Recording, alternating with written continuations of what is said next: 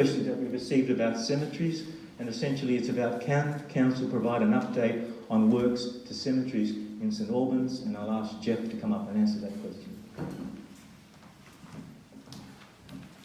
So I get to talk about dead people before I get to talk about roads. In answer to those questions there, Council did receive a $100,000 grant from the New South Wales Government. That was for all of our 14 heritage cemeteries right across the city. And we're preparing what they call a conservation management plan, which will guide how to actually maintain those into the future for all of those. So we'll be doing that. It'll be done over the next few months. We'll have that project going. There'll be a specialist consultant in that area that'll look at it. In parallel with that, and just slightly after that, what we'll actually commence with using that grant is a volunteer training program. Again, there's a lot of circumstances in other areas where well-meaning people that have gone and done damage to headstones and so on. So we need to train people. That'll be done also in conjunction once we've got the conservation management plan. So we'll try and get those two going in parallel. And then there's physical works that we'll actually do. So we'll actually be calling for expressions of interest for the volunteer program sometime late September, early October. And depending on the response we get, if we've got a really good roll-up of volunteers in particular cemeteries, that's likely to be where the physical spend of money on signage and works will actually occur. And those works will probably start commencing sometime early in the new calendar year. In relation to old St Albans Cemetery, we've removed the trees that were growing out of some of the grave sites. We've actually let a contract now for the fencing of the site. I think there was some discussion last year about reusing the timber from those trees. When we talked with the contractors doing that, the timber wasn't really suitable for that. It was a lot easier to put a new fence in. So we've let a contract for that, and that should occur in the next 6 weeks. Well, that's probably all I've got to add on those.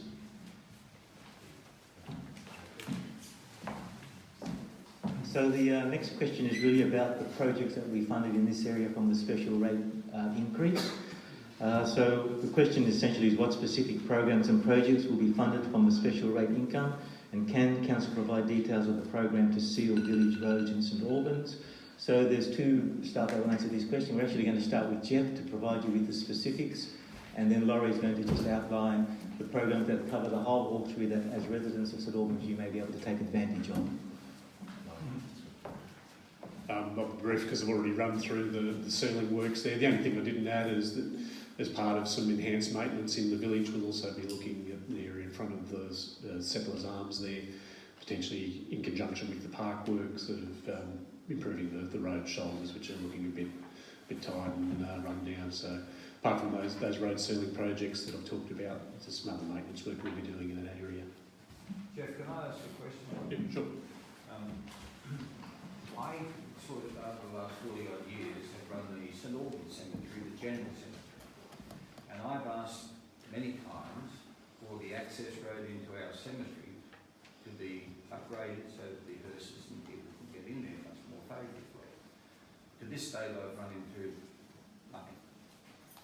I would like to know if council could consider within this funding to be able to have our road at the cemetery that my group runs, so that we don't have any troubles with cars getting, bogged, not so much bogged, but being inaccessible to get up to that cemetery. Something we'll certainly have a look at.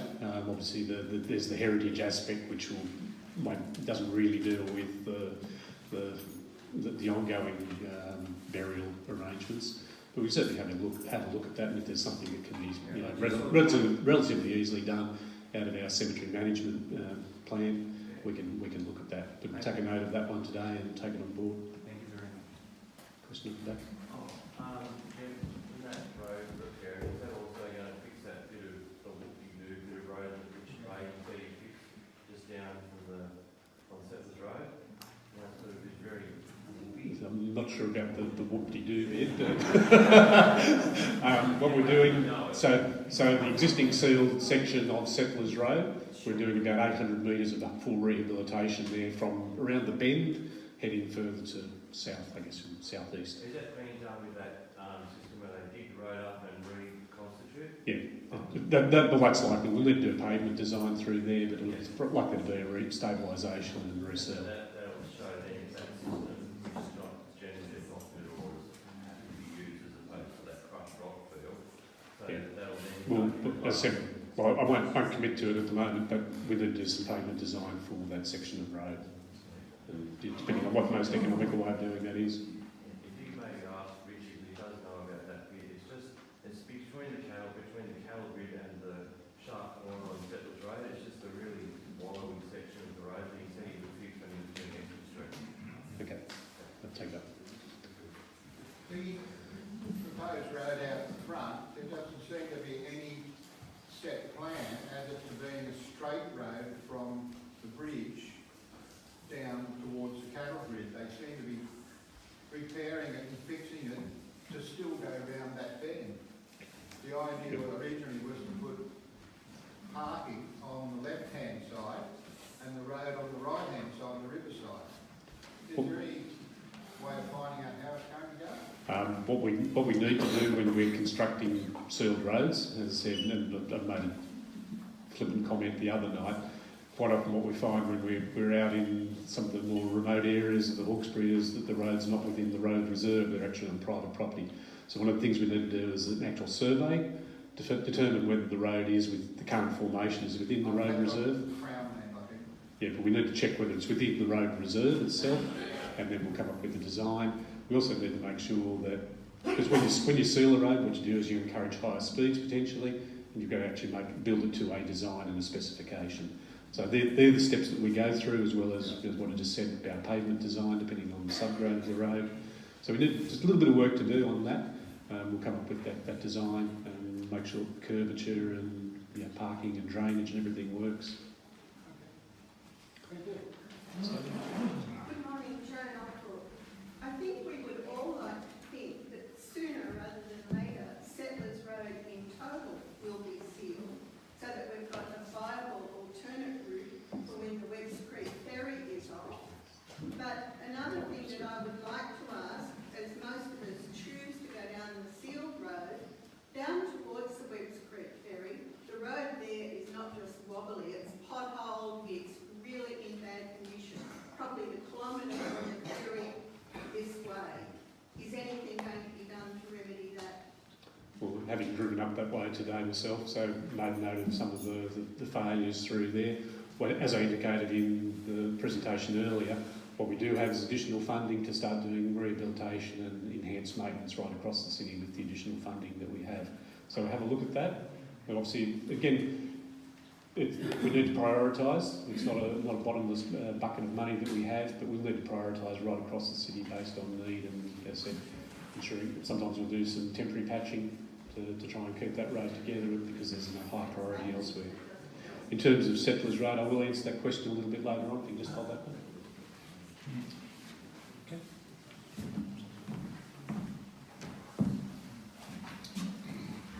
Okay, so in addition to the assets, the special rate variation income also enable council to enhance a number of programs that it's got through that go right through the whole council area, and I guess the benefits from those programs will be right through the whole area, including St Albans potentially. So some of those programs around an extra $200,000 into the volunteering community development program.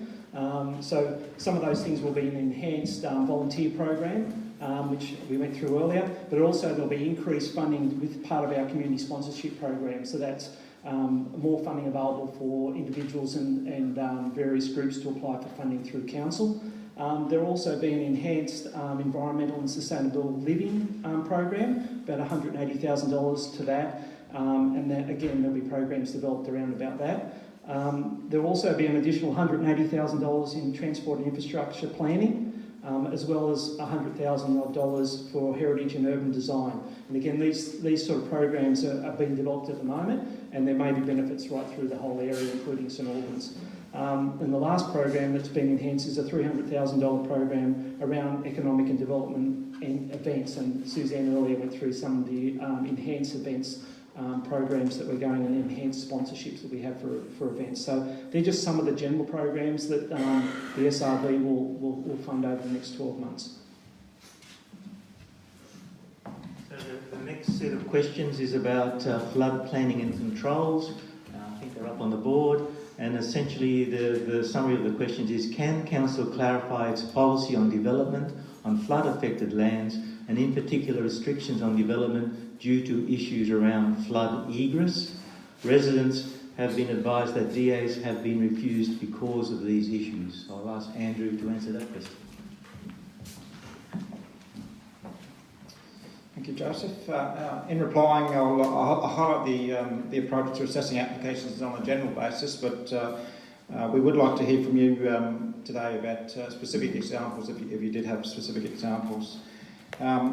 So with regard to flood planning for new dwellings and buildings, this is considered under clause 6.3 of the current LEP with regard to the land use being compatible with the flood hazard of the land. The objectives of that clause include minimising the flood risk to life and property, and to avoid significant adverse impacts on flood behaviour in the environment. So development consent must not be granted unless the consent authority is satisfied that the development is compatible with the flood hazards of the land, it's not likely to significantly adversely affect flood behaviour, and incorporates appropriate measures to manage risk to life from flood. So in addition, we also have the Hawkesbury Development of Flood Liable Land Policy, which specifically mentions flood liability of access. This is basically to ensure that Council does not place occupants at undue risk in the event of flooding, nor cause undue financial hardship by permitting investment where insurance is unable to be provided or unlikely to be sought, which could result in an unsustainable social and economic cost to the community. So clause 4 of that particular policy requires that the assessment of any development application must consider the flood liability of access to the land, and if the land is within a floodway area, the effective isolation of the land by flooding. Access to and egress from the land should not result in a travel path through areas of higher flood hazard risk, and the development should not result in occupants being isolated and requiring rescue. We're currently reviewing the flood policy, and also preparing a flood chapter of the development control plan. So we would certainly welcome specific examples that people had, so that as part of our review process, that we can ensure we've got an appropriate response to ensuring we minimise the risk to life and property. So if anyone had any specific examples they wanted to raise now, or they wanted to seek me out afterwards, then please do so. I'm Chris Wilkinson, I'm a real estate agent for the area, I also a landowner. I have a situation, and I'll mention a specific property, 1202B, it's known as Settlers Road in Whites Creek. The initial problem with regards to how you interpret these legislations is that people inquiring to purchase the land, as people naturally do, phone or attend the council to ask the questions. Primarily, can they build on the land? And of course, the zoning certificate tells you can. It's zone D4, it's above 100, and so on. They can toll over the phone that their DA development will be refused because of this clause 4 in this document. So people just go away. And the next question that follows from that is the entire valley is flood affected. Access to everybody's property is flood affected. So I make the point that there will be no more development in the Donald Valley. Is that what you're saying? Yeah. So obviously, we're reviewing that policy to ensure it is appropriate response, and to give people more certainty in terms of what the outcomes we're trying to achieve in that respect. Greatly appreciated. But in the meantime, can some direction be given to duty town planners to avoid paying people that can't build? We can pass that on and provide that more certainty in that respect too. Thank you very much. Yeah. Just an associated question following on from what Chris is saying. The effect of this is the reduction in value of the property. So that goes directly to the bottom line of the council with the value of the property. Absolutely. So hand in glove, your policy and the the assessments, the way assessments are occurring at the moment, and the increase in rates and the rate income-based council could be, for this particular area, could be put to jeopardy as well. So the two fit hand in glove, and I think talking with you and Ian and Chris, that needs to be explored as well for all the property owners, because we will all be saying what's happening to our property. Okay. Yep. Obviously, the main thrust of the policy is to minimise risk to life and property, but take that on board. Yep. Can I ask one more question? Again, sorry. Oh, sorry. Yep. Just to clarify, the land values across the local government area, if the individual property's land value change, that doesn't change the total rates that council can get. So every time land value changes, even if the whole area increases, council's income is still limited to what it is. It just redistributes who pays what rates. It's just a redistribution. Understood, but the rate of value of our properties changes if you can't. When the valuer general values the land, flooding is one of the considerations, but the main thing that they look at is sales in the area. So when they do the revaluations every 3 years. So yeah, I mean, if there is flood affectation, that's part of it, but if that doesn't change from one revaluation to the other, doesn't affect it. Chris says there's no sales going through, then your evidence base is diminished. Yeah. And goes to the If I may, I just wish for the community to appreciate just how devastating this policy is going to be upon the valley and, for that matter, elsewhere. We sold a property in Rice Creek. The gentleman went to council, requested information. He was categorically told that he would not get a DA. In my view, that immediately means that the person who owns that property that we're selling, its value is absolutely demolished. Now, there are hundreds of bare, vacant blocks of ground in this valley, from one end to the other. If that is going to be the policy, then, as I see it, once you get a decent flood in this valley, 78, 7, all that sort of thing, nobody moves. We all just get up, sit on this hillside and watch it go past. Nobody's actually resting. Yeah. Now, if this policy is going to be followed, all of those vacant blocks of ground will have negligible value. Yep. So that's the current policy, and as I say, we are reviewing it, and we'd certainly welcome feedback as part of that whole process. Yes, so you get on to it, because people are going to be hurt very bad. Yep. Sorry, the question of that. I've got an actual example. We've got a little block of land in the village that we've got as our aim on. So in the past, it used to be, if you had land, the one, say your land here is 8 metres, and the one 100 year flood level is 11 metres, the theory was that you can build your house 3 metres off the ground, you can completely inundate water, but you're still in your living area upstairs, right? We're just asking, can we still have that as the policy, or if you can't get off your land, if you can't even get off your land, that means that we've got so many blocks of land here that, I mean, I see what this young lady was saying, like, it's raising the value, that's what we're talking about. We've got land that, instead of being worth 300 grand, it's a $3,000 cow tag. And we just also how to get broke in. I know it's state government initiative to do this, right? But you would know, and we all know, that this valley is affected by the Hunter River, which is different to Warragamba and Hawkesbury River, a bit different. And we don't have 100,000 people who go away. And as Robbo said, no one, I don't think you've been here for 40 years, right? I don't think anyone's ever been killed or injured in a flood. You just stand to the side. Or removed by helicopter for that reason. So Gordon's just had his hand up and then we'll come to How does this affect Sydney, where all of their 100-year mark and development is well below the 100-year mark? Hills of Carmen. Yeah. The hills at the airport, that's under the New South Wales plan. Yep, obviously there's different bodies that assess applications in those areas. So this is the current Hawkesbury development on flood liable land policy that we're talking about. I just think living in this area for quite a long time, we actually prepare for flooding. We're ready when it happens, and I think that needs to be taken into consideration. Like, we know where the flood marks are, we know, like, from previous experience, where the water's going to get to. And everybody prepares, we all have food, water, we don't need to be rescued. But we can prepare for that.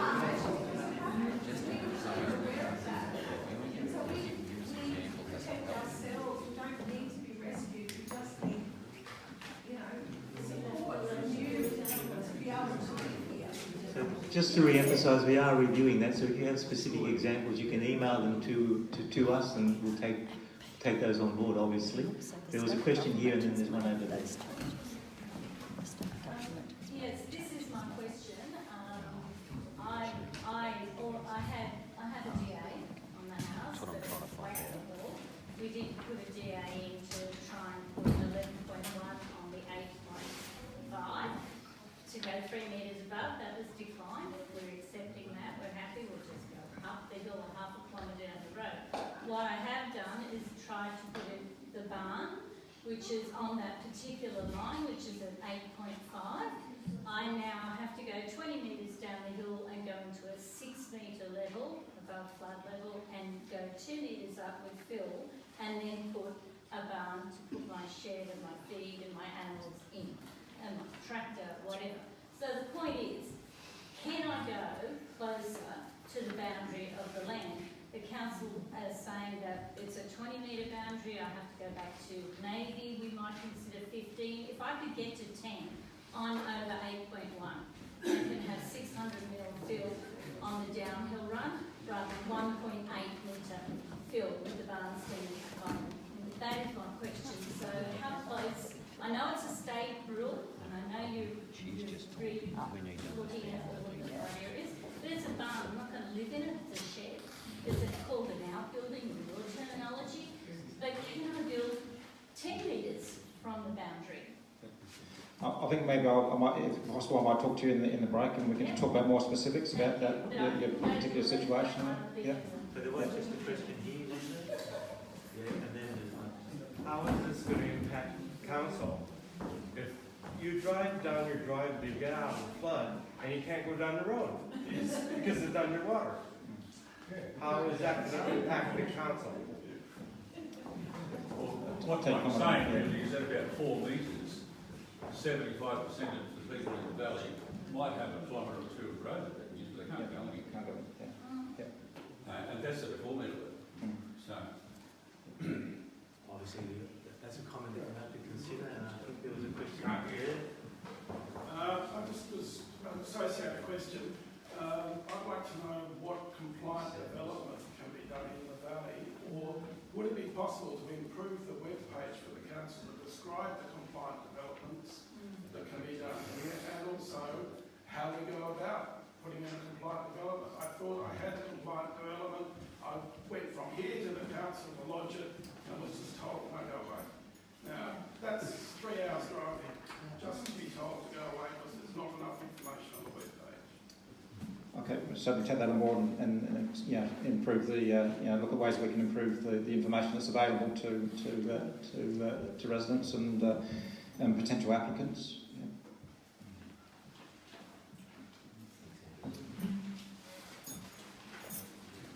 So the next set of questions is a bit related to flooding. So it's about emergency management planning and emergency responses. So the summary is, what is council doing to consult with residents of the McDonald Valley to better plan for emergency events? And the second part is, how can council support the community to purchase and install a defibrillator in St Albans? So Jeff will talk about the first bit and Laurie will answer the second part.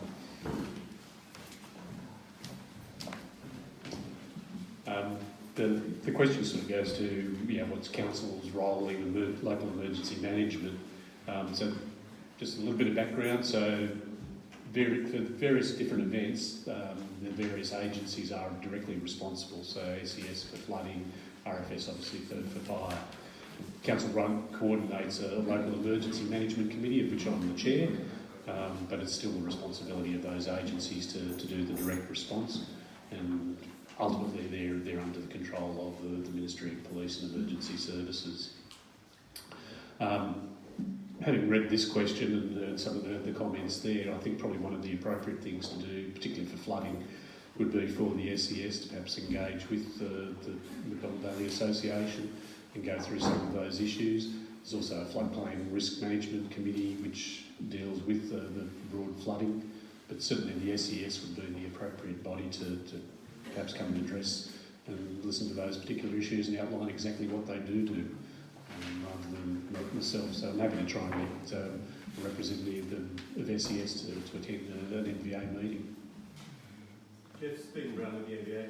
Just on the point of the Hawkesbury's own management committee, granted SES participates in that, but I'm fairly new to the Valley. Others can speak to it, but I don't believe there's been any engagement around emergency planning, and the foregoing discussion about floods sort of is indicative of where the local experience is.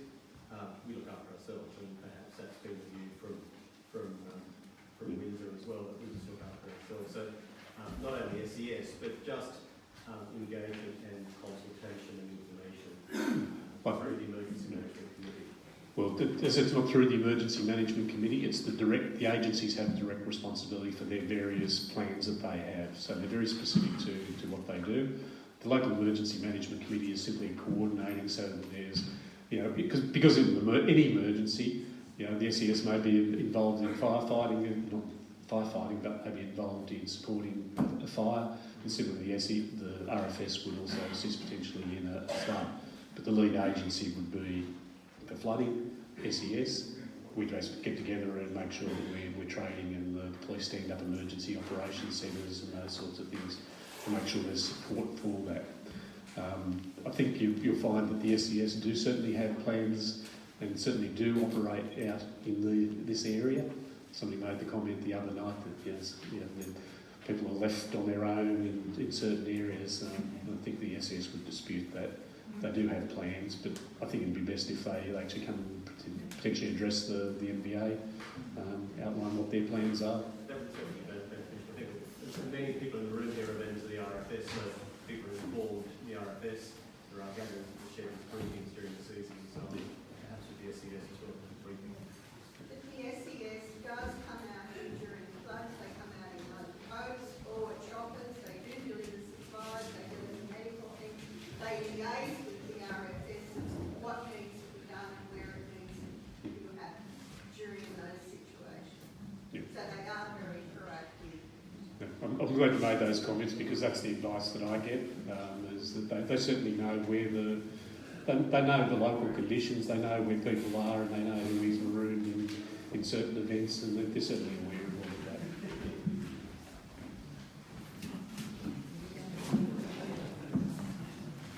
that. The second question was around the defibrillator. The short answer is yes, council can support the community or the local association with the defibrillator. Earlier I outlined council's community sponsorship program, and all it really needs is the association to apply for some sort of grant from council for the purchase of that defibrillator and obviously the installation and ongoing maintenance of that. So those applications for the sponsorship come out in the next week. So if you can keep an eye on the website and you can apply through that, and council will give that consideration, but that would be the best avenue available for council to support the purchase of a defibrillator. I neglected just to remind you, Darryl, we do have a list of questions that we're going through up the back to have a look through, and there's some down the front. So the next question is just about shipping containers. It's the question's up there as yes. So has council a policy concerning sea containers being placed on properties? And Andrew will answer that one. Thanks, Joseph. So council doesn't have a separate policy regarding shipping containers. The state environmental planning policy for exempt and complying development does provide for certain developments to be exempt, provided it complies with various criteria. Under the exempt provisions, a single shipping container is permitted in rural zoned land as a farm building if it's used for the purposes of an agricultural activity and not used for habitable purposes. There are a number of development standards that apply to that, such as setbacks and construction requirements. So if it doesn't satisfy the exemption complying criteria, development approval is required. That basically would assess all of the overall impacts of that particular proposal. A check of our records doesn't sort of highlight that we've had many complaints regarding shipping containers. So if this is an issue, we'd certainly encourage residents to notify council that so that we are aware of those issues and can act accordingly. I'm the fellow that put that question in. At the risk of sort of getting myself kicked in the shin by a couple of people around the district, I don't have any real objection to shipping containers at all, provided they're not stuck out there like a boil on a badger's bum. In this valley, 30 years ago, you could drive across here and you wouldn't see anything like that stuck out in the middle of a patio, or right next door to the road, or wherever. As I said, I have no objection to them, providing they hide the goddamn things. They are just spoiling our valley. Thank you. So as I say, if there's specific examples of what people wanted to notify council about, then we can act on those particular matters. Yeah.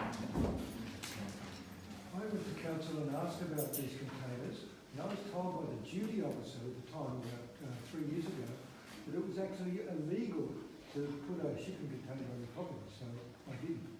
So you're telling us something totally different. Well, in certain provisions, that exempt and complying criteria allow for shipping containers to be there, provided they meet certain criteria. Otherwise, an approval is required. No, that's not what he said. It's illegal under any circumstances. Yeah, we can. I'd say after, in terms of your individual property, we'll follow that up. Yeah. I think the trouble with that is, 20 years ago, when you moved up here, there were fewer people, there was nobody to ask, you didn't even know there was a council, and you've got a flood coming, and you wanted somewhere safe to put what was, you didn't want to watch going floating once more down the valley. So you've got a shipping container, because it was heavy. And things were safe. And you could even get into it with your safe. Over the road.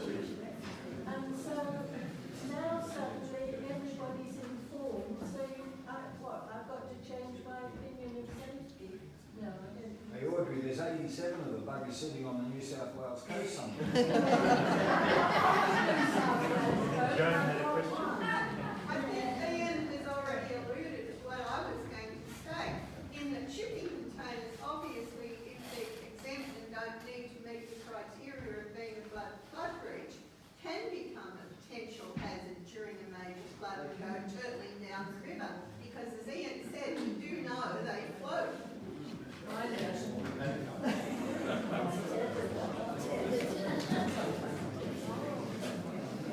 So the next set of questions is about Riverside Parks. There's two of them, and essentially we can summarise them as: can council provide an update on the planned works for St Albans Park, and what can council do to improve access to the McDonald River for recreation use, particularly kayaking and fishing to the navigable parts of the river along St Albans Road? And Jeff will answer that. Thanks, Joseph. I think I touched on some of the works that are occurring in St Albans Park previously.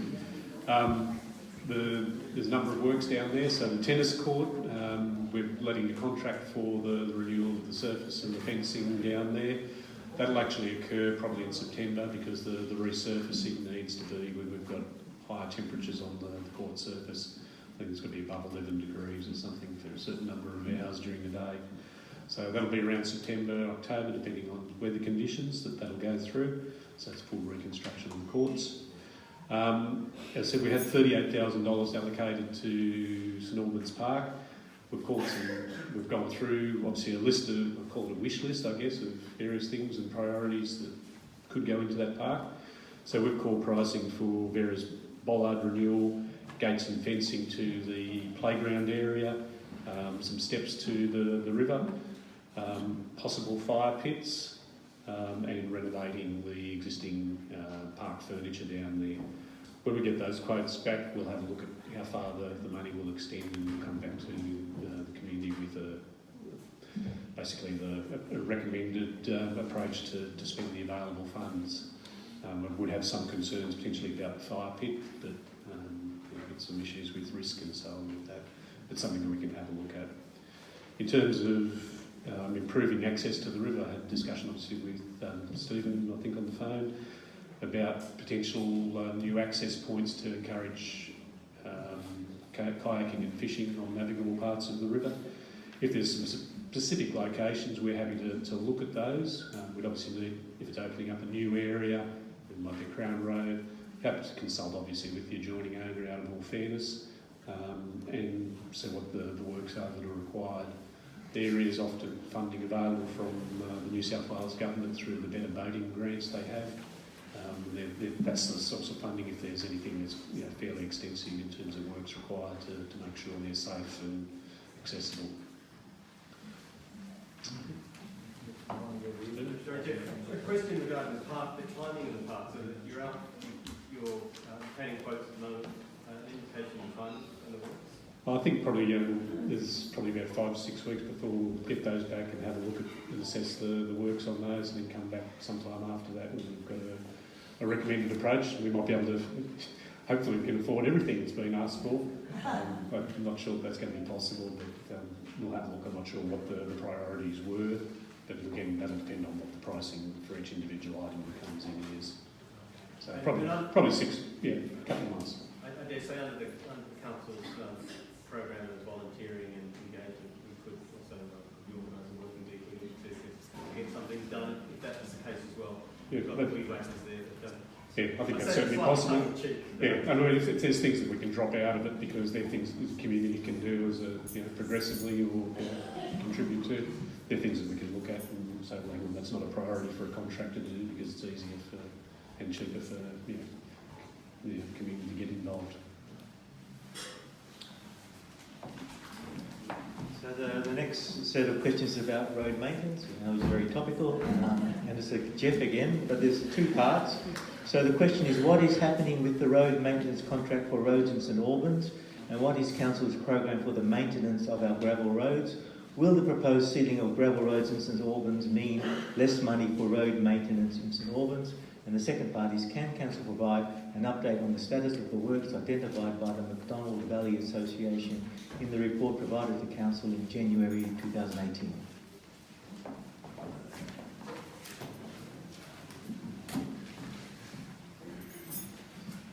I'll take those questions a little bit out of order. So the works that we've talked about for the sealing of the gravel road network earlier, that's new money, that's additional, so it doesn't have any impact. So it's coming from the special rate variation, so it doesn't change our maintenance allocation for roads.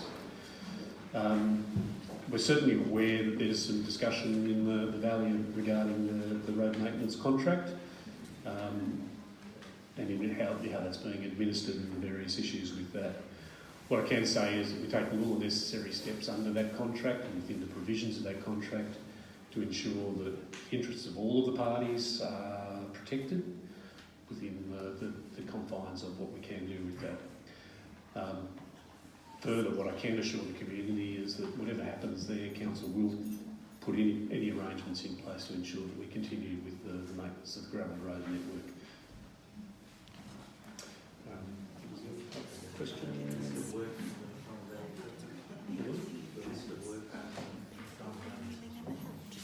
Oh, sorry, yeah. So I think it was earlier in the year or late last year, there was some correspondence came in from the association on a series of minor works and improvements right across, particularly Wollombi Road. So I know the staff looked at that at the time. There's some maintenance work done. I've actually got an updated list of those, so I'll provide a formal response back to the association on those works. Wherever they're minor maintenance works, I think that a lot of those are being done. There's some issues that still would require some capital contribution in terms of drainage and pipe works, so we'll be looking at that. and there's some minor works outstanding in terms of the flood depth markers on the causeways, so we're addressing those at the moment. But I will provide a formal response back in photographic form showing what's being done up there. Just one other thing connected to the road system and specifically again to Settlers Road, which is again a pain for the valley. The state government is saying it's got $1 billion in its surplus. Can you tell me what approaches council has made to get a little bit of that $1 billion towards Settlers Road?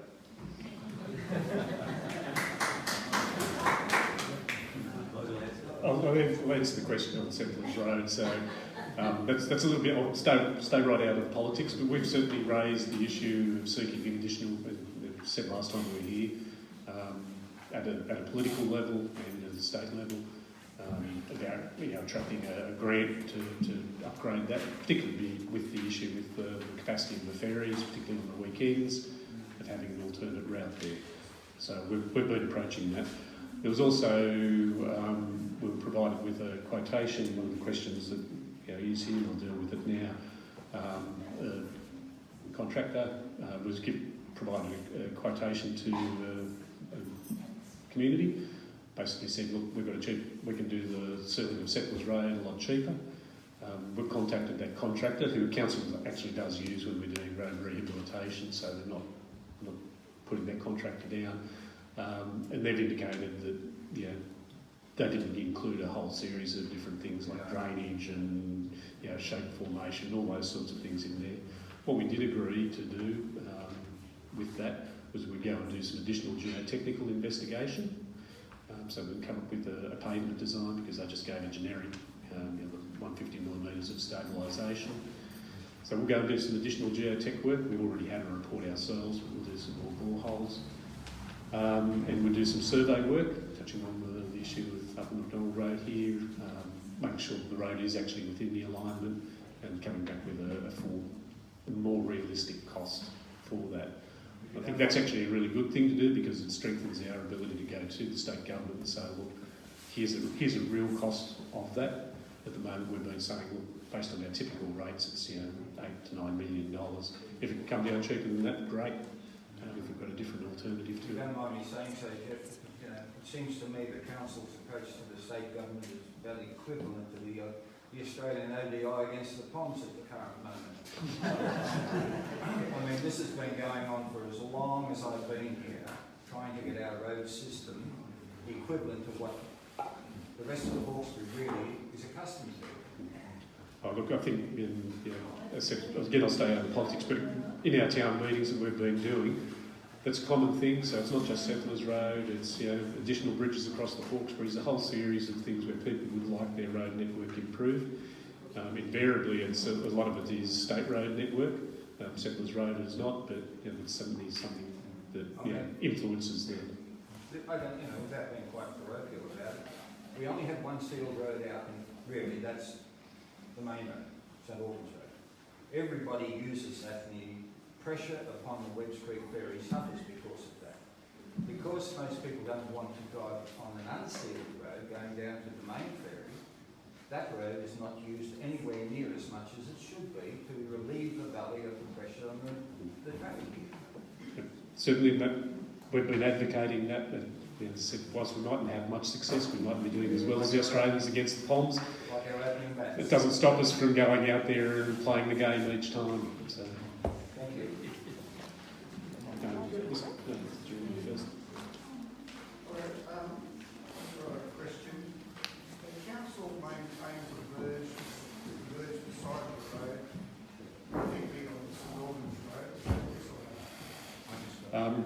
Council what we basically do is we'll mow for site distances only. We won't maintain beyond site distances on any of our rural roads. So. Well, the question I've got to you is that we have a little school down here called the McDonald Valley Public School, and it's becoming to a stage where the verge in the front of the school grounds, the fence line, which is easily sighted from the main road, is becoming very untidy, unkempt, and becoming a danger for vermin, snakes and stuff to enter into the school grounds. Could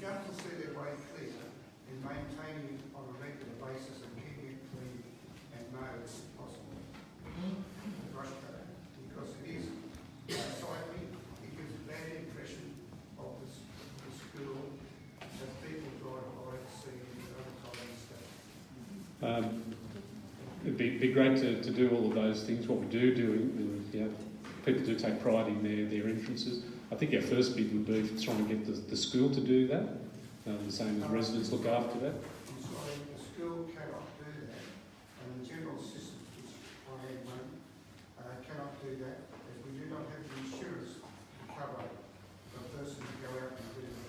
It is the council responsibility to do that, not the school. Would you please take it into consideration and do something about it? Thank you. What we will do, as I said, if it's for site distances, that's our responsibility.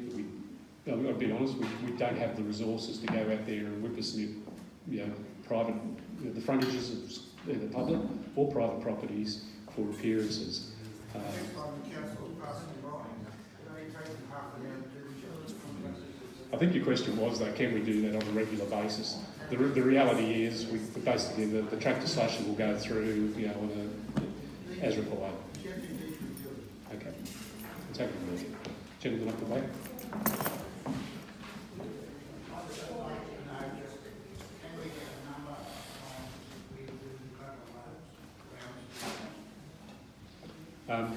The maintenance of so the question was posed to me the other day. So what we do, our gravel road network is on a needs basis. So where it's required, we'll go out and do that maintenance. So we don't have a set program. Obviously, we have a rough approximation, so we know roughly from usage how many times we'll need to do things in a particular year. We budget on that. But what we'll do is we'll go out, and if it needs it more often, then we'll go and do that maintenance. If we've had really good weather conditions and the roads are in good condition, we won't go and grade it unnecessarily. So, but what I would encourage people to do, if the road is coming into unsatisfactory condition, let us know, and we'll jump onto it and put it into the program. But we used to get it about 3 to 4 times a year, particularly on the branch road. If you actually let us know. But the question is the road in good condition? If it requires maintenance, contact customer service and we'll put it into the program. And unfortunately, that's the way that gravel roads behave. Once you've finished it, it deteriorates until it's graded again. Can we actually inform you now that it needs it? The corrugation's there. You're better off driving up onto the verge of the road and driving along through the trees. Which street are we talking about?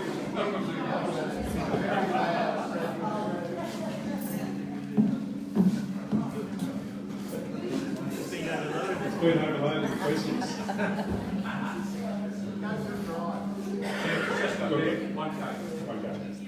But again, look, a lot of the time, just please contact customer service and let us know if you think it's there.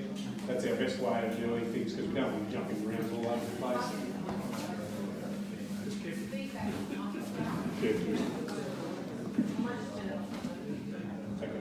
I'll talk loud. That's the best question. Is it better with that? Just talk loud. So we might just deal with a couple more questions. Yes, so we might just deal with a couple more questions and then we just want to explain what's happening for lunch. We might take a break and then get to the rest of the questions. I think we might be lagging everything. We'll see good interest. So the next two questions we'll talk about before the break are around tourism and events. So the first question is, how is Council consulting with the McDonnell Valley community around tourism planning, and can Council support the community to develop Indigenous and settler history trails?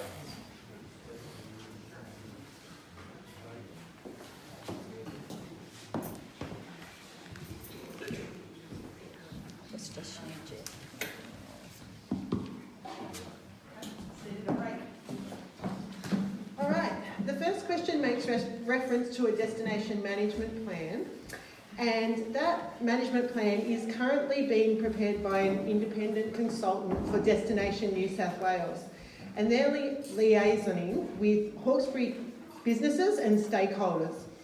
So the initial planning work that's currently being done to inform this destination management plan includes an event audit, so trying to see what events are happening right across the Hawkesbury, a product and experience audit which identifies what is happening and where, and any opportunities that are around. Also a brand identity report and a marketing campaign. So all these things are going to fall out of the destination management plan. The consultant preparing the destination management plan is working right across council with councillors, the staff, the GM, the mayor, and also our visitor information centre. They're meeting with relevant stakeholders, so I'm informed that they met with the organisers of the St Albans Folk Festival and the St Albans Riders Festival recently. And they are keen to meet with the Macdonald Valley Association and any other stakeholders who might be interested in inputting to that destination management plan. So if you would like to input, or you'd like me to put you in contact with them, please contact, see me after, and we can talk about that. Now, the second part of the question made reference to the preparation of mapping for walking trails for Indigenous and settler history. Now, that might be something that falls out of all this work that's done for the destination management plan. It might be a project that comes out of it, but the consultant tells me that the first stage of preparing this plan is for the dedicated Destination New South Wales Tourism Development Officer to work with Indigenous communities, just to try and start to build those relationships before they jump into the preparation of any particular projects. The last question before we take a break, it's about development controls relating to events on private property, and can council provide some advice about how residents can plan for tourism related events which are consistent with the objectives of the environmental living zone as outlined in the Hawkesbury local environment plan? You can see it's a very long question, but that's essentially what it's asking. So I'll ask Andrew to answer that. Thanks, Joseph. So basically, in terms of private functions or parties, there's no problem as long as the activity is obviously conducted within the law. For commercial for events that are for commercial purposes, obviously you do need approval, and that application, an assessment of that application considers a wide range of issues: traffic, noise, amenity, and the overall impacts of the particular proposal. In terms of the environmental living zone, of which much of the Macdonald Valley is zoned, there are a number of objectives that any proposal needs to address. That includes low impact development in areas of special ecological or aesthetic values, ensuring that the land uses are compatible with existing infrastructure and with the environmental capabilities of the land, ensuring the development doesn't create or contribute to rural land use conflicts. So in short, the Valley is a very special place with unique attributes. It's essentially why you do live here. Any proposal has to ensure that those unique attributes are maintained or enhanced. I will highlight that at the present time in the environmental living zone, uses such as function centres and eco-tourist facilities are not currently permissible. There is a current planning proposal or an amendment to the LEP that's being considered in that respect, and at some stage in the near future we'll be going to the community in terms of obtaining views in that respect. In regard to the part of the question about the previously stated aims of council, the query is whether those remain the aims, still remain the aims of council. So there was a whole range of aims that were listed in the question, sort of A to G. So they are in fact the listed aims of the overall Hawkesbury local environmental plan, which was adopted by council in 2012. That plan remains in place, and as such, are the aims of council being a statutory document to guide appropriate land use across the LGA. We phoned council to ask if there are any events that are held on our property, what's the due process. We were told by the council, the lady, that categorically we could put applications in, but we would be categorically refused on all applications because of the rural zoning. So that's contradicts some of what you just said. Sorry, is the events for commercial purposes or? Yeah. Commercial purposes, but we were told not to even bother putting in any applications. No, we were told to bother, but every single one of them would be rejected.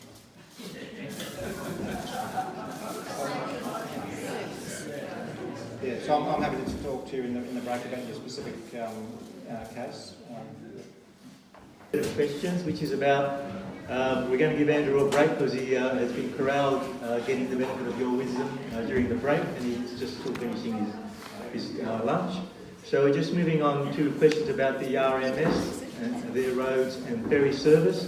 And the question is, what can Council do to improve the performance of the RMS in relation to its communication with residents and the operation and capacity of the ferry service and the road network?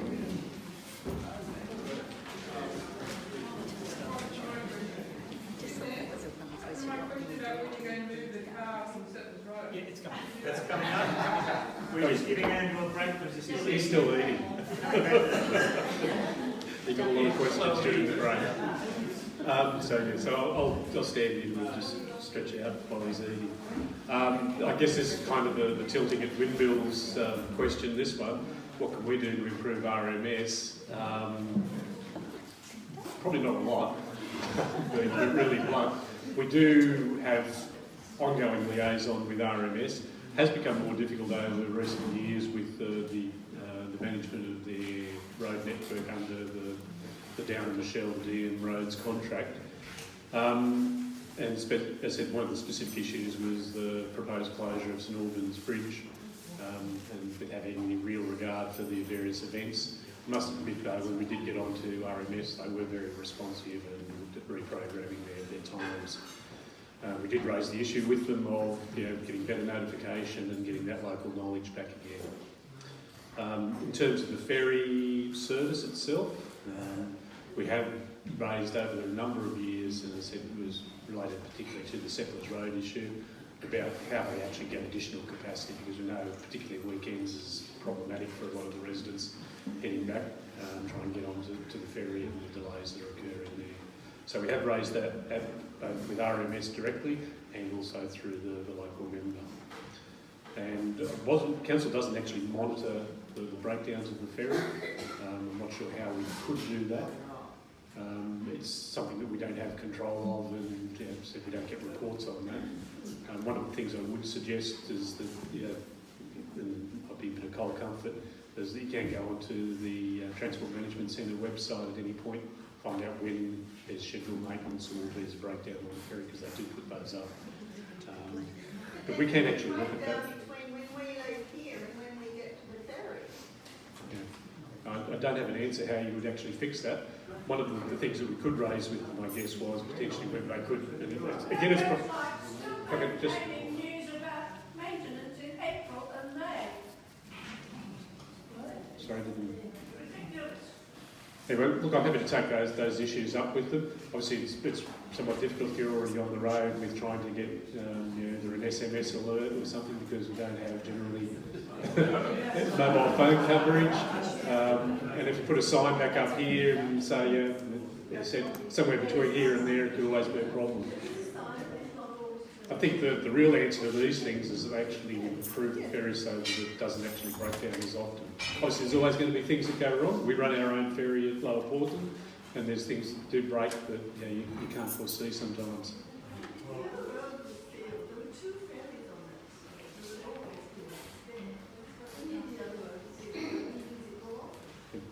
And that's exactly the argument we put with both the RMS previously, trying to get funding to do Settlers Road, because we believe that would actually assist, instead of having to provide another ferry on Webbs Creek, as they can actually use any capacity on the Wiseman's crossing. What we don't want is excuses. We need a solution, and it's been going on now for a long time, and we need this. As I said, this is really an RMS matter. All council's role in this is lobbying, and that's what we do. It's the lady up the back. I've been delegated to ask this question on behalf of someone else, but I also have these concerns. We spoke previously about tourism and expansion and all of that type of thing. Del Rio is increasing its capacity. Coming in on a Friday afternoon or trying to leave the valley on Sunday morning, any time after 9 o'clock from the village here, you will wait hours at the Webbs Creek ferry because the exodus from Del Rio. What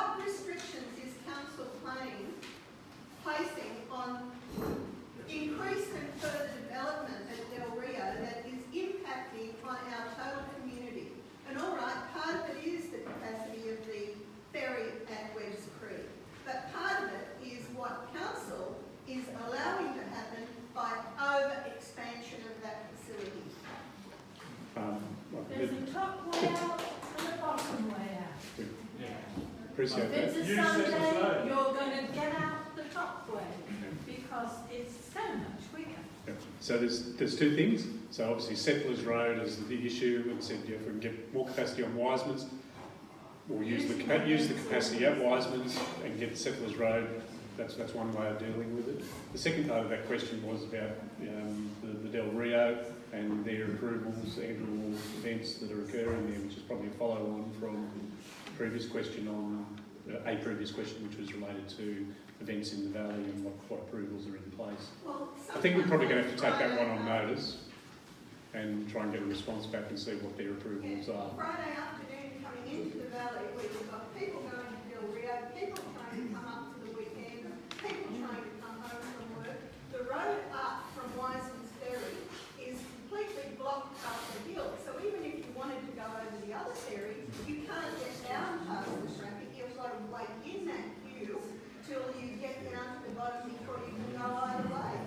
There's an absolute problem there. So, as I said, take the question about Del Rio and their approvals. The other part, though, is that look, we'll continue to represent strongly at a political level for improvements to both the Webbs and Wiseman's crossings. Part of the question was about what is council doing to monitor it.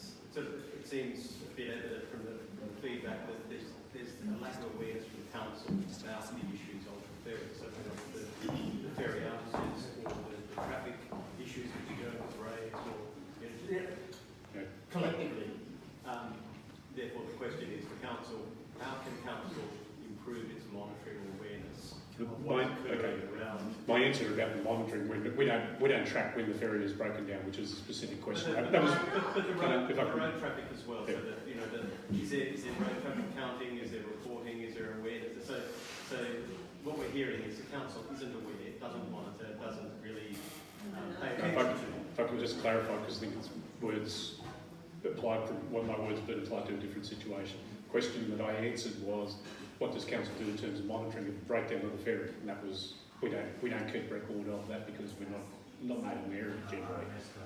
RMS does that, so those records are available. Obviously, they can get that information.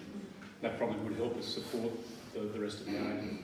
In terms of awareness of the rest of the traffic situation, we are certainly aware. We certainly get the complaints, but we don't go out every Friday afternoon or Saturday morning or Sunday morning and check it. But that's, again, this is an RMS issue and they should be aware of that. Happy to go and make those representations. We're certainly aware of it though, so I just wanted to clarify, it's not a lack of awareness of the issue, it's something that's been raised ever since I've been at council. And we've had representation from people who, again, I remember the very first time it was raised. You've got to go down and put a car on the other side of the ferry on a Sunday morning, otherwise you don't get out. That's not an acceptable solution for the community. The question has been put to Dominic Perrottet as well, and we're still awaiting a response. Again, and that's carried over year, but it's a live question that still sits within the Bradley station. Well, there's actually two ferries running every weekend. The spares only run on the driver, and the actual spares only run from 9 to 5 on Saturday and Sunday, in conjunction with the main ferry at Wiseman's, that's 24 hours. Now the Webbs is on its own, that's 24 hours, and it's just been reduced in size because the other one's being rebuilt. That will come back and be a bigger ferry again, so it'll take more load, but they could, of course, put an extra ferry on Webbs just for Del Rio. Every long weekend it's just overloaded, And that's possibly a really good thing that we can take up as a positive action. So where they've got events, can they actually provide that? Because it doesn't matter whether it's an 18-car ferry or... That's it, we're aware, obviously, of looking at increasing the size of the ferry, but it really doesn't matter whether you go from 18 to 24, it's only a marginal increase. The continuous use is what's breaking them down. Yeah. Because it's 24 hours, as I said, we've got crews there 24 hours a day.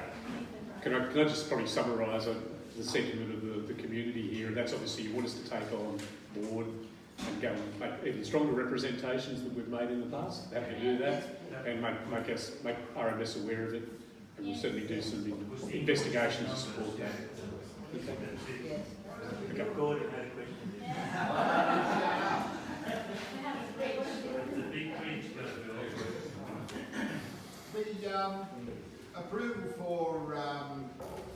talking about approval for more area for the other.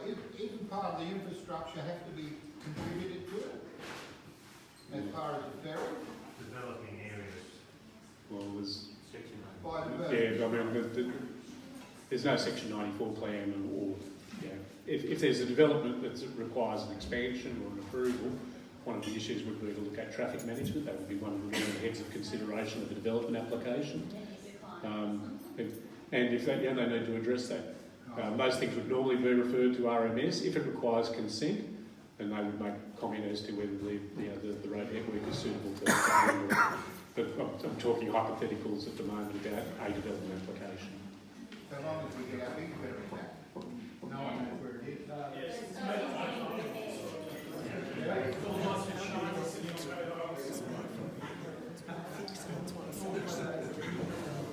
So we may return to the question about the abandoned vehicles. So the question is, could you let me know when the wrecked car on the side of Settlers Road will be removed?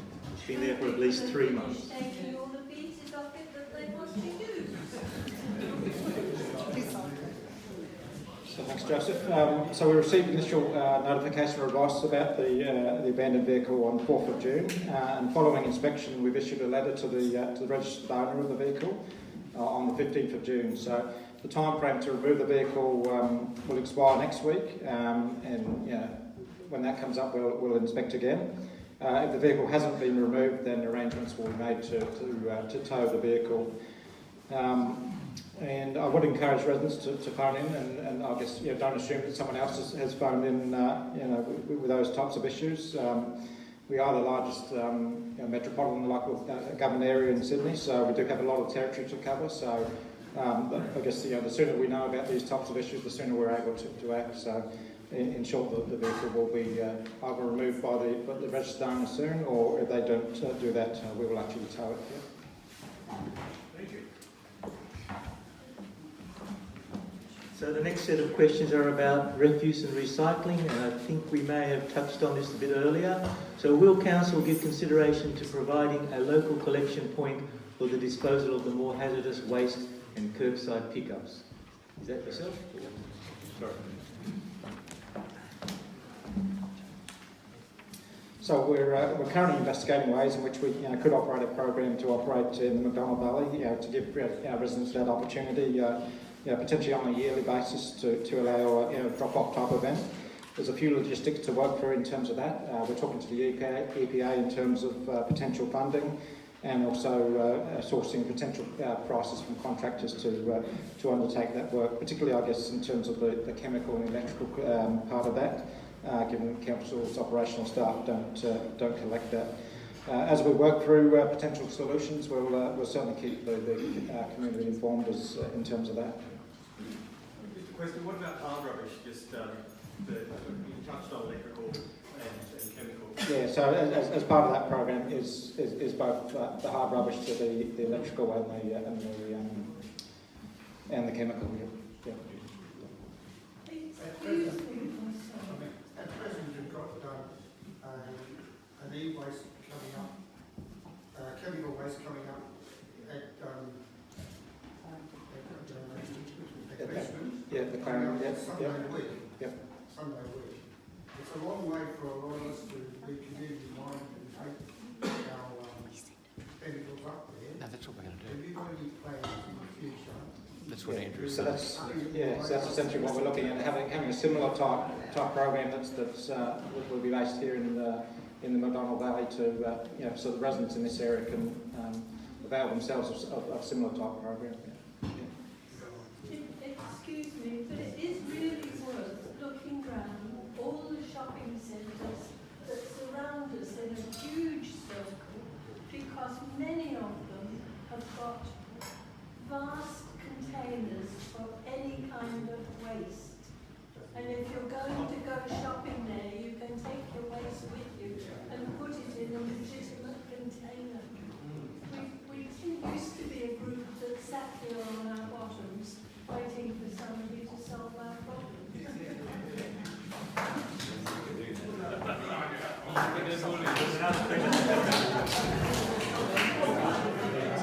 So Sorry, there was a further question about the waste. With the recycles that are collected by Hawkesbury Council, where they go?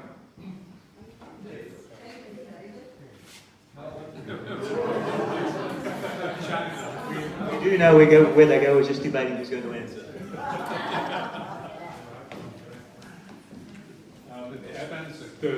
The yellow lid bin, they're collected by a contractor and they're taken to Visi, and they do the sorting and recycling.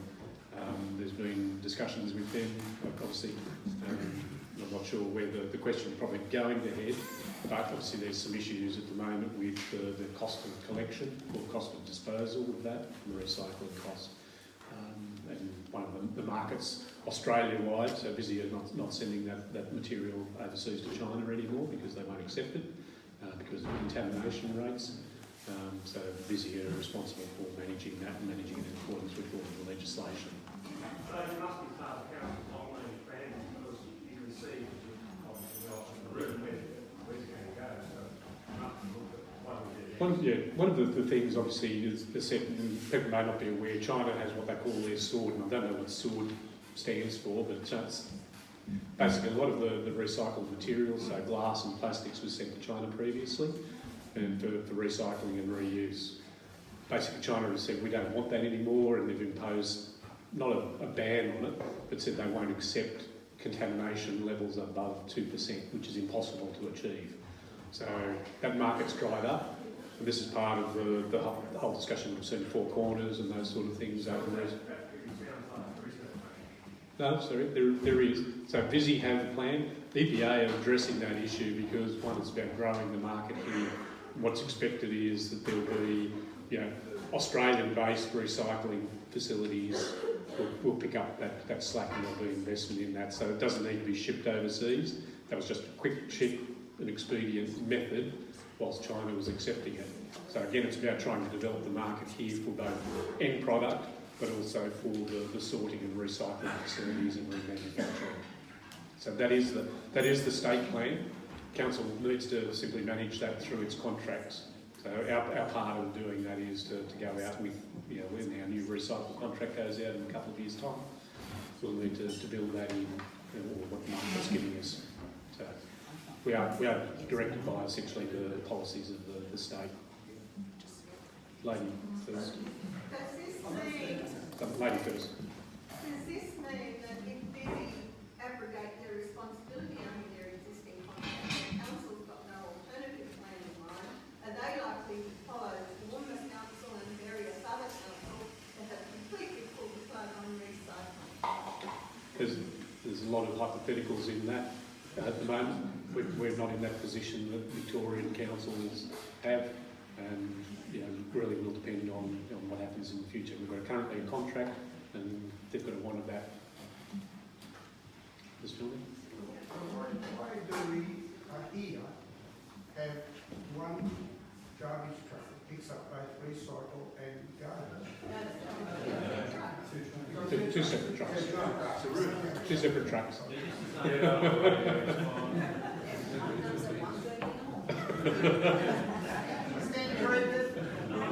I know this is not like that palatable an idea, but what about, I know someone's trying to go against that skip waste guy or someone down in the city. What's wrong with having the idea of possibly one of those high temperature incinerators and make it into electricity? Pollution. Again, that's a state issue. I mean, there's a proposal for Blacktown, which the state government has basically said, I think they've sent a very strong signal. They're not prepared to have high temperature incineration anywhere in the metropolitan area. There are proposals for pelletisation of fuels for Mount Piper, but again, there's a lot of investment's got to go into those solutions. And again, is that the best use of our resources to turn it into fuel or to turn it back into a reusable product, particularly the plastics, which is the high calorific value. One last question there? I would like to ask how many people here can remember the recycling facility that was outside the fire shed about a decade and a half ago, and we had half an acre of broken glass. We don't want that here.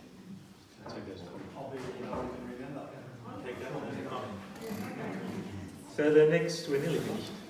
The next question is about engaging council. So it's basically, what can council do to assist residents to raise issues of concern with council and council laws? And Suzanne. Council is trying to develop and enhance our communication that we have with our communities. When we do surveys, so our community survey tells us that people do still find the traditional methods of engaging with council the best methods. So receiving letters in the post, receiving our newsletters and getting information on the rates notice. But we know that, with the digital media, we are moving in another direction. So what we're trying to do is engage and consult with you in as many ways as we can. So we're trying to expand the way we do engage with the community. So I just wanted to quickly run through some of the things that we do, just so you're all aware, and there might be some things that you could take away from that. So we have our website, our council website, especially the main tile on the top of the website gives you information about the current things that are happening. So you can see over there we've got the tile that shows the Hawkesbury Fest. So that's our next big festival. So if you look there, that gives you a lot of up-to-date information about current projects and programs that are going on. Our website is going to go through an update, hopefully in the coming year, so we'll try and keep making it more relevant and more current. We have Your Hawkesbury, Your Say, which is the second picture, and that's the way we engage with the community around specific projects. So recently we've been doing lots of park upgrades, and we've been asking the community to submit comments and to vote and to tell us what they like about particular parks. So that's a great way to engage around particular projects. The third slide is about our online forms. Now we're quite excited about that because this will give the community access to report things 24 hours, every single day. You won't have to wait for our customer service centre to be open or to have to go back to your house and send an email if you see a pothole or you see a whole range of issues that are on those online forms. So you can submit any type of inquiry that you want. You can submit an inquiry to the duty officer. You can report something to do with your bin or a whole range of issues. So that will be going live really soon, and that will hopefully enhance the communication with the community. We also have our YouTube site. So today we're recording the answers to our questions. That's new for us. We're putting all of those YouTube videos up on the website. So you can go there and you can replay today's question and answer, or you can look at any of the other issues that were at any of the other 7 town meetings that have happened. We also have the middle picture, which is Ask Council a Question. So that was something we trialled for this round of town meetings. We knew there were people, particularly in other areas, who can't get to the town meeting. So, 7 o'clock is a bad time because they've got young kids or whatever it is. They could send in your questions, and you were all really good at that. We got so many online questions. So that's another opportunity. You didn't have to come here and actually ask your question. You could submit it beforehand. And then another way is social media voting. So that's what I was alluding to earlier. If there's a project and we want to get feedback from the community, we are really trying to get your input. There's lots of ways that we are looking to enhance our communication. Another way is Facebook. So up the back there's a postcard that shows our corporate communication Facebook page and our events Facebook page. We'd really encourage you to jump onto those pages and like them so that you can keep up with all the things that are happening. So, if there's something that we know of that we, whether it might be something through, say, the RFS or the RMS or other government groups that we can post because we've found them, we try and keep it really current. And then we also post about things that the council are doing and trying to communicate as many things as we can with you. So there lots of different ways, but if you have other ways that you would like to hear from us and you can make suggestions, I'm always keen to hear of those things. So come and let me know. The next question is about Crown Roads, and it's simply, what can council do to improve the maintenance of Crown Roads?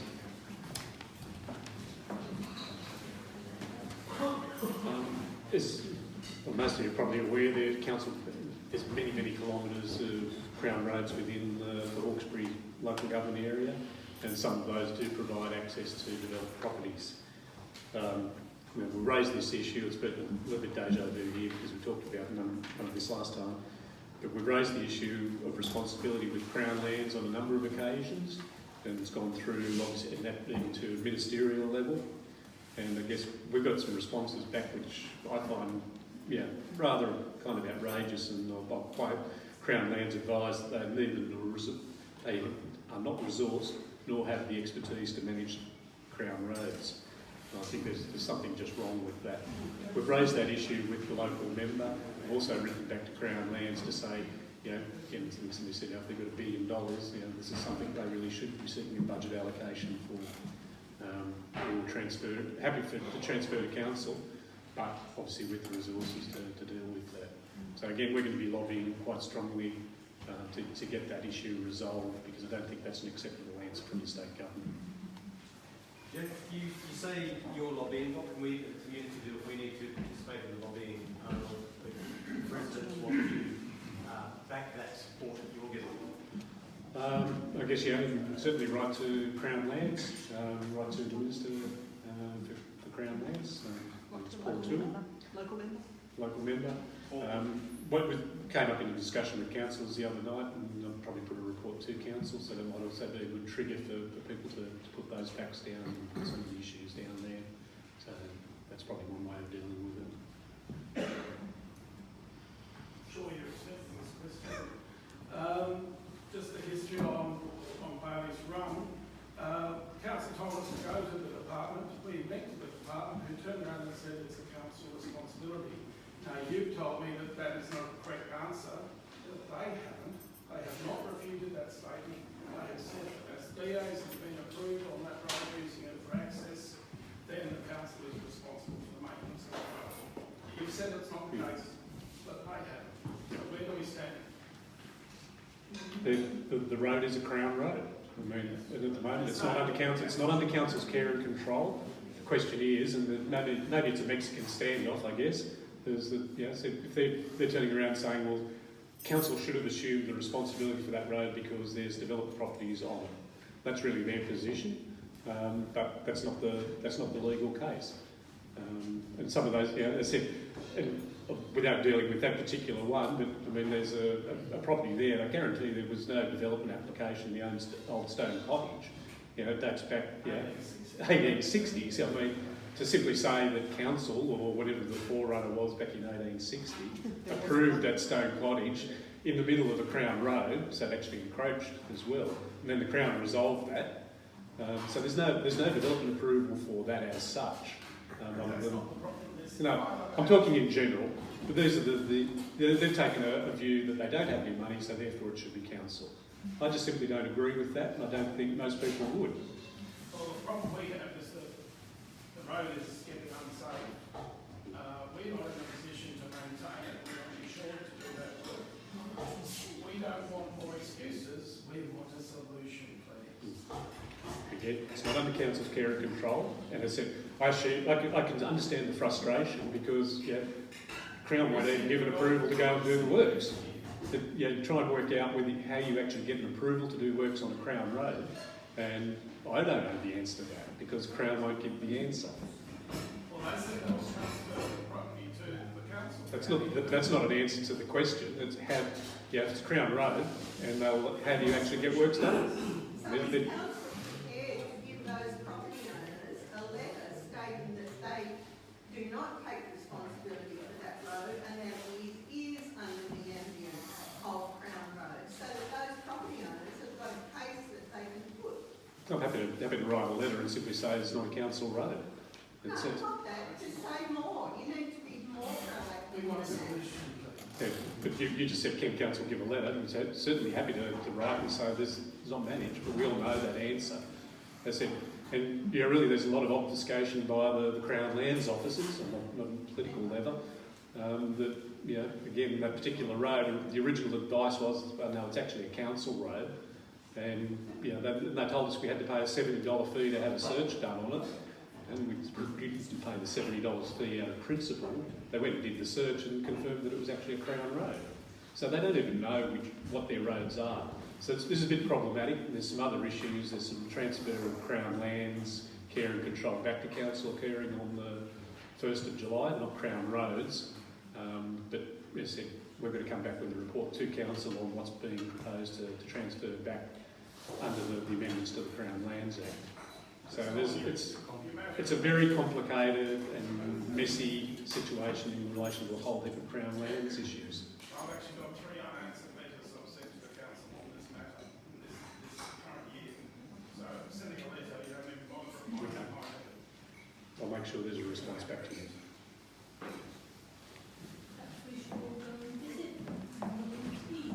And the final question is about, final online question is about weed management.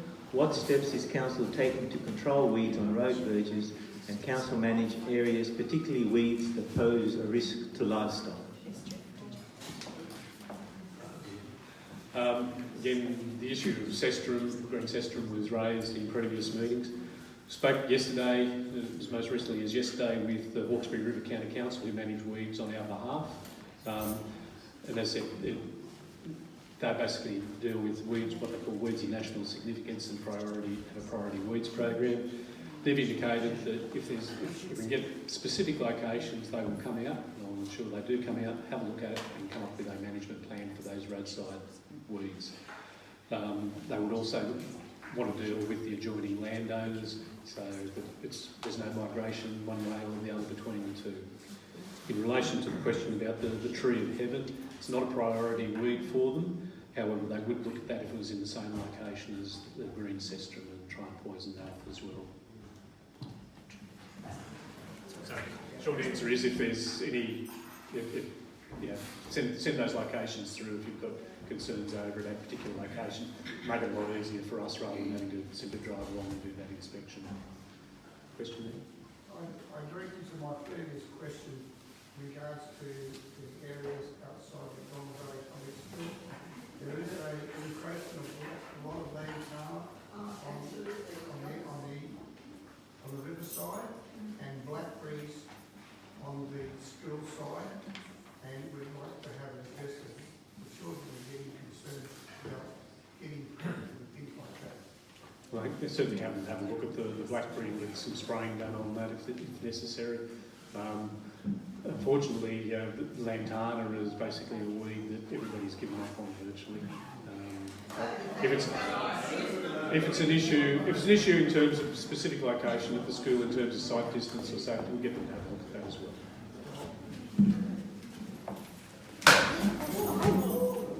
Gee, I managed that for a long time. That's the end of the online. I was too excited. That's the end of the online questions. So, are there any other further questions from the floor? Joan. In asking this question, I'm probably out of step with 99% of the other people in this room. It deals with mobile phone coverage. I know people are pushing that in the valley. I'm quite disinterested in that. But what does concern me is under the Black Spot program, I understand that we're likely to get 1, potentially 2 mobile towers located in the valley. One is in the school precinct, where under the code it is contraindicated. The other, I understand, is either in or in the immediate environment of the village, where it is unlikely to service many properties, except for the tourists who come. But the emissions from both are going to have adverse impacts on the residents and on the school children. What role does council play in deciding when and where such towers can be located? So the question is simply around what role does council play in determining or influencing the location of mobile phone towers? Well, protecting us from emissions of VMAs. So the location of mobile telephone towers was essentially determined by the Commonwealth Government some years ago. And basically it allows mobile carriers to locate a tower wherever they believe it's necessary, and with very few opportunities for council to determine or object or influence the outcome. It's really driven by the carriers. So if they're of a mind to locate a tower in a location, unless there's a heritage issue or something else in the legislation that the council can use as a means of negotiation, we don't have a strong hand in relation to that particular issue of locating towers.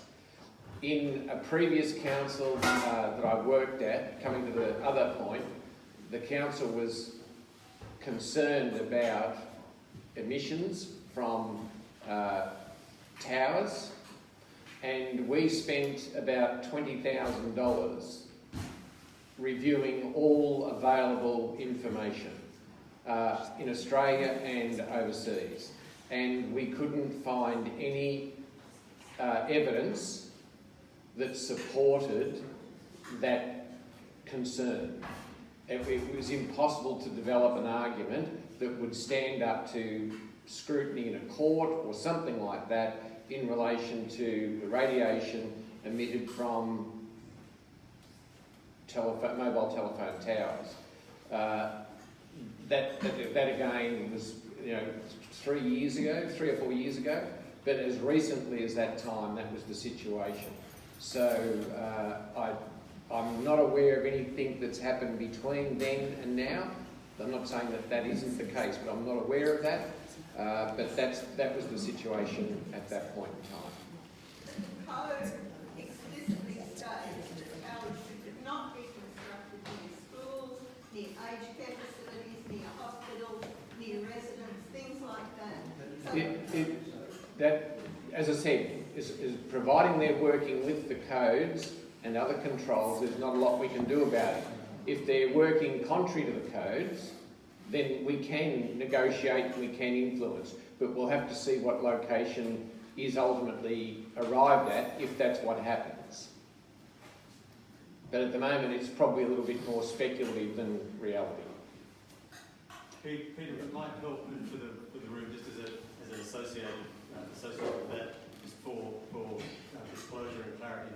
Office is proposing to currently working through a solution to install a mobile telephone tower on my property. So we're about a kilometre from the school.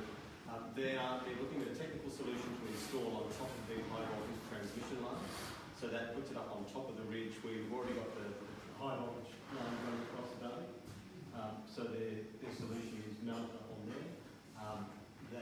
For instance, last week I asked the question, where are you at on your solution? And progressing, still developing the technical matters. But on that, as you drive down past Silver Wings, it will be on one of the high towers, transmission line towers. So those towers are much closer than the Swan to the school. Well, maybe, I won't pursue that, but I'm just saying that's the location, just for clarity, and it is something which is current at the moment. And that's the location for Optus down there. So they will have to notify us if they're intending to do that formally, and that's when it'll be assessed against the relevant guidelines and codes.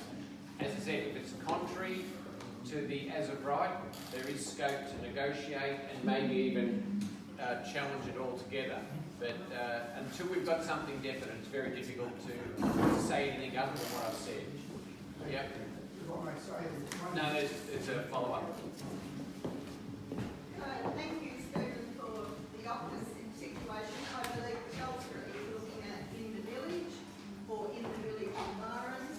We have numerous heritage items here in the village, and a tower which is out of keeping in support of that, quite far from the amenities. Before everyone goes, it seems to be going, I don't want to go to take the kitchen staff. It's a wonderful lunch.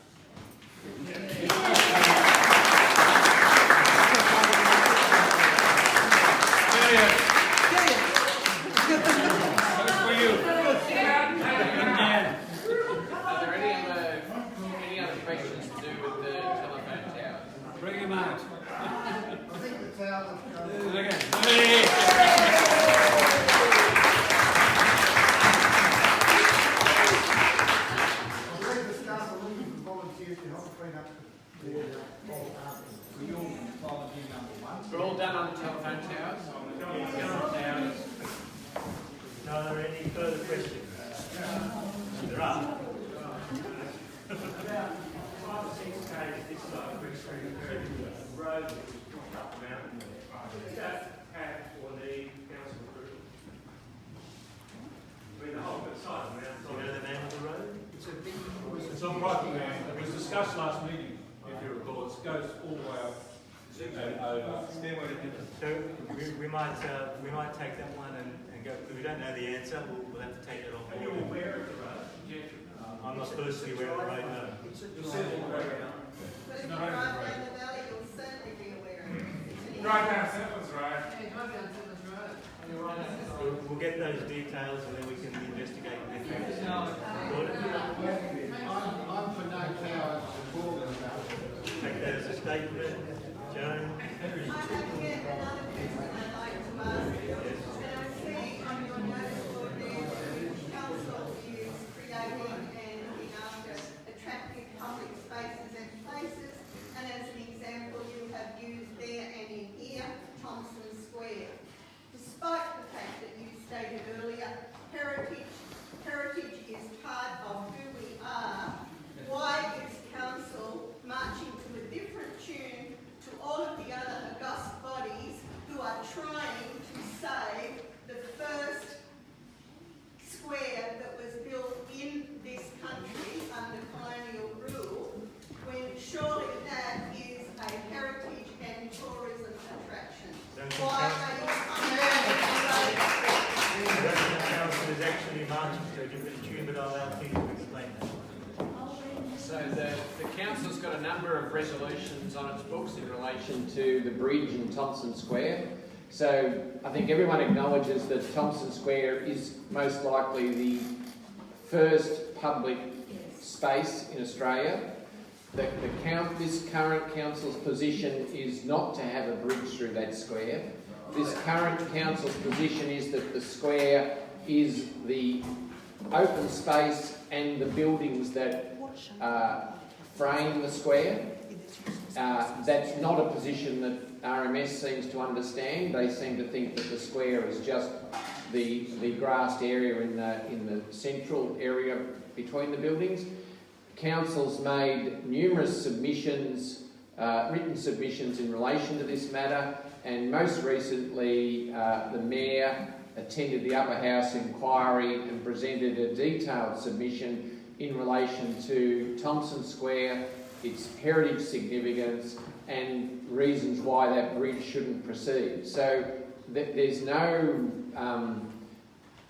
position that I'm aware of on council that runs contrary to what I've just outlined, and I think that's pretty consistent with a lot of views in the community in relation to the heritage significance of that area.